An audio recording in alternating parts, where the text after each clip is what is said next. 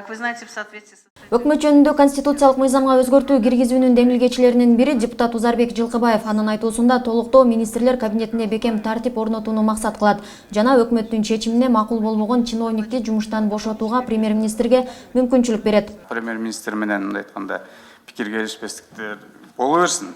Андан эч ким айткан жок. Бирок кабыл алынган чечимди аткарыш керек да министр. Анан премьер-министр өкмөт негизи жалпы кабыл алса чечимге, анан кабыл алгандан кийин министр туруп алып жок, мен тиги партиянын лидери айтты же өзүмдүн оюм ушуга туура эмес келип калды деп кайра иш кылып отурса болбойт да. Өнүгүү фракциясынын лидери Бакыт Төрөбаев министрди кызматтан бошотууда премьерде толук мүмкүнчүлүк бар экенин, ал азыр иштеп жаткан мыйзамда так жазылганын эскертти. Ошону менен катар мыйзамга өзгөртүү киргизүүдө коалициянын жоопкерчилигин күчөтүүнү сунуштады. Урматтуу депутаттар, бизге ар дайым айтышат да, ошо коалициянын жоопкерчилиги жок депчи. Коалиция премьер-министрди сунуштайт. Премьер-министр сунуштагандан кийин коалиция жоопкерчилигин алат. Анда бул жерге келгиле жазайлык анда.